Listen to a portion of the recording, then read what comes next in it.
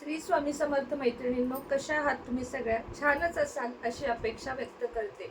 आजच्या व्हिडिओमध्ये आपण बघणार आहोत की गुरुपौर्णिमेपर्यंत अशा कोणत्या गोष्टी केल्या म्हणजे त्या तुम्हाला अक्षरशः स्वामींपर्यंत पोहोचवतील किंवा तुमच्या आयुष्यामध्ये जे काही दुःख सहन म्हणजे करताय, तुम्ही आतापर्यंत जे दुःख सहन करताय, यातना सहन करताय किंवा रोजच्या गोष्टी घरात ज्या घडतात, काही काही लोक स्त्री असो पुरुष असो की अक्षरशः आयुष्याला कंटाळतात, त्या सगळ्या गोष्टी मार्गी लागण्यासाठी जर आपण काही सेवा केल्या, आजपासून करा, उद्यापासून करा, गुरुपौर्णिमेपासून करा, सेवेला कुठलाही दिवस नाही बघा की हा खास दिवस आहे, तो खास दिवस आहे. हा मात्र गुरुपौर्णिमेसारखा दिवस आपल्यासाठी म्हणजे स्वामी भक्तांसाठी खूप मोठा असतो. म्हणून गुरुपौर्णिमेपर्यंत किंवा गुरुपौर्णिमेपासून, गुरुवारपासून, कारण स्वामींचा दिवस आहे, महाराजांचा दिवस आहे, आपल्या स्वामी भक्तांचा दिवस आहे, म्हणून आम्ही व्हिडिओमध्ये तसं सांगतो. पण ही जी सेवा आहे ती आज आत्तापासून तुम्ही शुक्रवार आहे तरी करू शकता, उद्या मनात आलं उद्या करू शकता, व्हिडिओ बघाल तेव्हा करू शकता. सगळ्यात आधी मी तुम्हाला नेहमी सांगते की महाराजांचा फोटो किंवा मूर्ती आपल्याकडे असावा आणि खास करून मूर्ती असावी. फोटो हा भिंतीवर जरी असेल तरी चालतो, पण जी मूर्ती आहे आणि ती पण अष्टधातूची, ज्याच्यावर आपण अभिषेक करू शकतो. कोणत्याही रंगीबेरंगी मूर्ती कधीच कोणत्याच देवाच्या देवघरामध्ये ठेवू नये, तर अष्टधातूचीच मूर्ती देवघरामध्ये असावी, ज्यामध्ये विधिवत प्राणप्रतिष्ठा केली जाते. हा झाला भाग की तुमच्याकडे देवाची मूर्ती ही असलीच पाहिजे. कोणतेही देव असू देत, त्याची मूर्ती असली पाहिजे. आणि त्यावर आपण प्रत्येक गुरुवारी, तुम्हाला नाही ना आठवडाभर वेळ, काही हरकत नाहीये, मी तुम्हाला काहीच म्हणणार नाही, पण प्रत्येक गुरुवारी किमान पाण्याने तरी महाराजांचा आणि सगळ्या देवी देवतांचा अभिषेक हा झालाच पाहिजे. तसं तर दररोजच्या पूजेला शास्त्रात खूप महत्व आहे की पाणी देवांना घाला, थोडस पुसा, चंदन टीका आणि उदबत्ती दिवा आणि फुलं वाहा. फुलं नसतील तरी अगदी मान्य आहे, पण रोजच्या रोज दिवा उदबत्ती घरात करा आणि रोज देवांना स्वच्छ करून देवाखालचं कापडही स्वच्छ करा, देवघर स्वच्छ करा. घरात आपोआप पॉझिटिव्हिटी येते. पण काही जणांना रोज नाही आहे शक्य, पूजा तर रोजच झाली पाहिजे, पण अभिषेक जो म्हणतेय ना मी, तो प्रत्येक गुरुवारी चालू करा. तुम्हाला अभिषेकाचे फायदे अमाप आहेत की अभिषेक करता करता जे आपण भाव आणतो मनामध्ये किंवा श्री स्वामी समर्थ म्हणतो, त्यामुळे घरातली निगेटिव्हिटी आहे ना, ती लांब लांब पर्यंत दूर जाते. त्यामुळं अष्टधातूच्या मूर्तीवर अभिषेक नक्की करा. महाराजांना स्वच्छ दर गुरुवारी का होईना, रोज जमत असेल सोन्याहून पिवळं, रोज स्वच्छ मूर्ती पुसा.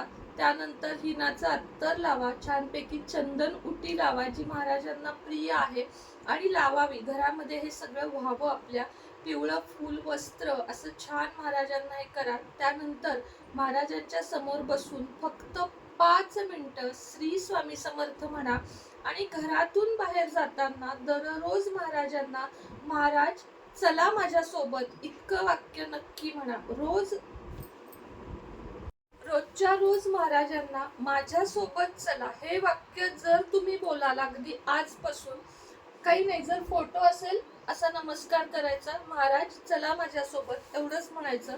तुम्ही कुठेही जा, मग चांगल्या कुठल्याही कामाला जा, तुम्ही गावाला जा, तुम्ही गाडी चालवा, तुमच्या सोबत जर महाराज असतील तर आपलं संरक्षण होईल. आपली प्रत्येक कामं, इच्छा पूर्ण होताना तुम्हाला दिसतील. म्हणून रोजच्या रोज जाताना चला माझ्या सोबत म्हणायचं. अगदी जेवायला बसला, महाराज या जेवायला, हे वाक्य बोलायचं.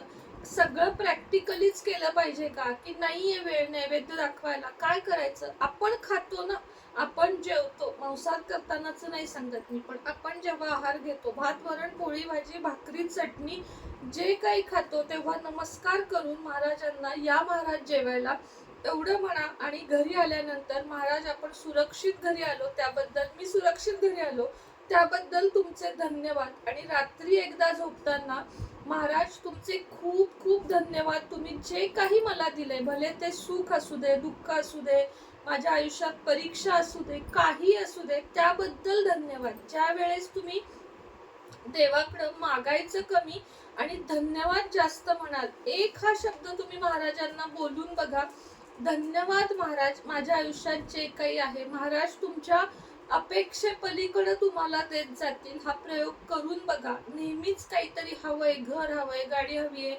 मुलांची परीक्षेत पास झाले पाहिजेत, मुलं करिअर, हो सगळं हवं असतं, प्रत्येक माणसाला सगळं हवं असतं. पण कधीतरी मिळालेल्या गोष्टींबद्दल धन्यवाद मानले आहात का तुम्ही, याचा विचार करा. म्हणजे एखाद दिवशी नाही, दररोज सकाळी उठल्यावर, रात्री झोपताना महाराज धन्यवाद आजचा दिवस दाखवल्याबद्दल, आणि महाराज धन्यवाद माझ्या आयुष्यात जे काही आहे त्याबद्दल, आणि महाराज चला माझ्यासोबत. ह्या 3 गोष्टी जर तुम्ही कराल तर तुमच्या आयुष्यामध्ये अगणित बदल, चमत्कार तुम्हाला घडतील, दिसतील तुम्हाला. आणि मी जसं मागं सांगितलं तुम्हाला, घराची किल्ली महाराजांच्या समोर ठेवा. त्याच पद्धतीनं तुमच्याकडे जी काही इन्कम येईल, समजा दररोज तुम्ही 500 रुपये कमवता, तर त्यातले 10 रुपये तरी माता लक्ष्मी समोर घरामध्ये ठेवा, महाराजांसमोर ठेवा. आणि ते फक्त देवासाठीच ठेवा. तुम्ही एखाद्या नंतर महिन्यानं गरीबाला दान करा. आता महिन्याला पगार होत असेल, 5,000 तुमचा पगार आहे, तर तुम्ही त्यातले 50 रुपये तरी देवासाठी काढले पाहिजेत. 50 रुपये तरी, मी फार नाही म्हणत.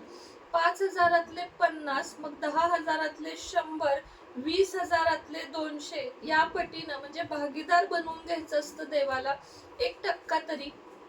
आणि त्यानंतर जे रिझल्ट तुम्हाला येतील ते तुम्ही मला स्वतः सांगाल, की जेव्हा देवासाठी तुम्ही 2 रुपये 5 रुपये गरिबांसाठी खर्च करता तेव्हा तुम्हाला काय मिळतं हे तुम्ही मला नक्की सांगाल. कोणालाही पैसे दिल्यावर त्याचे उपकार जतवू नका, की मी दिले असं कधीच करू नका.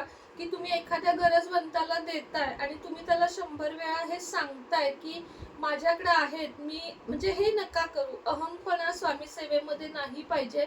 जे काही दान कराल ते गुप्त स्वरूपामध्ये करा. तुम्हाला महाराज त्याच्या 100 पट देतील, याच्यावर माझा विश्वास आहे. पैसा कमी असणं आपल्याकडं हे काहीही चुकीचं नाहीये, पण आपण किती त्यामध्ये समाधानी आहोत, किंवा आपण तो किती सत्य मार्गाने कमवलेला आहे हे खूप जास्त महत्वाचं आहे. आपल्या घरामध्ये आपण किती आनंदी आहोत, किंवा आपल्या कुटुंबासोबत आपण किती लॉयल आहोत, ह्याला महत्व आहे असं मला तरी वाटतं. की एखाद्याच्या खात्यामध्ये कोटीभर रुपये पडून आहेत, पण तो त्याचा वापरच नीट करत नाहीये. आणि एखाद्याच्या खात्यामध्ये भले 1,000 रुपये आहेत, पण त्यातले 10 रुपये तो देऊ करतोय. तर या दोन्हीमध्ये खूप मोठा फरक आहे, जो देवाला त्याच्या नजरेमध्ये नक्कीच दिसतो असं मला तरी वाटतं. आणि मी हे सगळे नियम फॉलो करते जे मी तुम्हाला सांगते. तर चला, जाता जाता एक सांगते की स्वामींची अष्टधातूची मूर्ती जर तुम्हाला हवी असेल माझ्याकडून प्राणप्रतिष्ठा करून, तर तुम्ही दिलेल्या नंबरवर संपर्क साधू शकता. मी खूप छान भरीव अशा मूर्ती तुम्हाला देत असते. आपण अति जास्त ऑर्डर कधीच घेत नाही, थोड्या घेतो पण त्या छान देतो लोकांपर्यंत.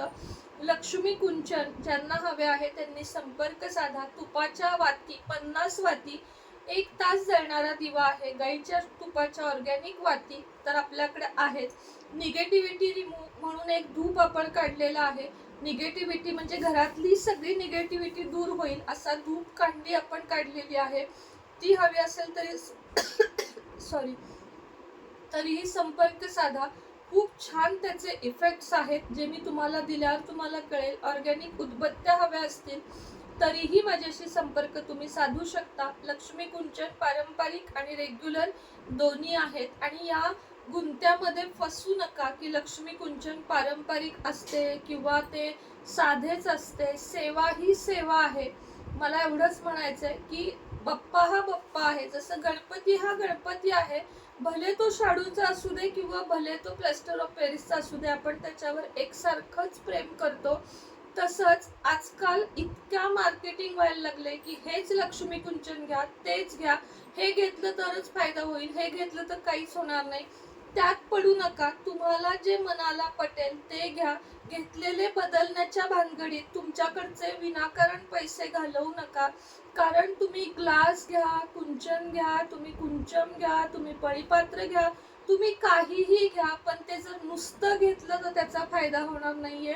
तर त्यामध्ये सेवा केल्या तर फायदा होणार आहे. कुंचन नुसतं तांदळानं भरणे म्हणजे सेवा नाही, तर ते भरल्यानंतर ज्या मी तुम्हाला सेवा देत असते जे मंत्र स्तोत्र देत असते ते तुम्ही केलं तर तुम्हाला नक्की फायदा होणार आहे.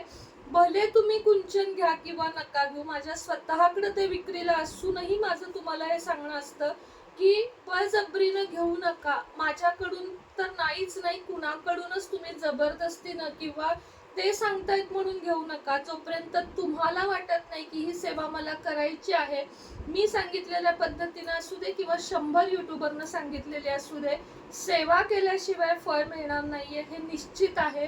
मग ते भांड कोणत्या आकाराचं आहे किंवा काय आहे या गुंत्यामध्ये पडू नका, कारण जाहिरात करणं आणि सेवा करणं यामध्ये खूप फरक आहे.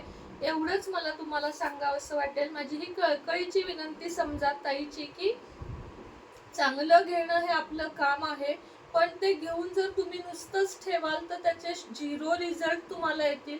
पण मी तुम्हाला नेहमी सांगते की एखाद्या दगडाला सुद्धा देव मानलं तर त्याच्यामध्ये देव पण येतं. पण एखाद्या देवाच्या मूर्तीला आपण सोन्याचे अलंकार घातले तरीही कधी कधी रिझल्ट येत नाही. सांगायचे तात्पर्य एवढंच की या जाहिरातींच्या आणि या सगळ्या भूलभुलैयाच्या दुनियेत न पडता जास्तीत जास्त भर सेवांवर द्या आणि सेवा करा. कुंचन भरा, अवश्य भरा. मी पण तुम्हाला देते, अभिमंत्रित वगैरे करून देत असते, पण त्याच्यावर सेवा करणं, मन पॉझिटिव्ह ठेवणं, कष्ट करणं, भाग्याची साथ हे सर्व आपल्या हातात असतं. तर चला, श्री स्वामी समर्थ.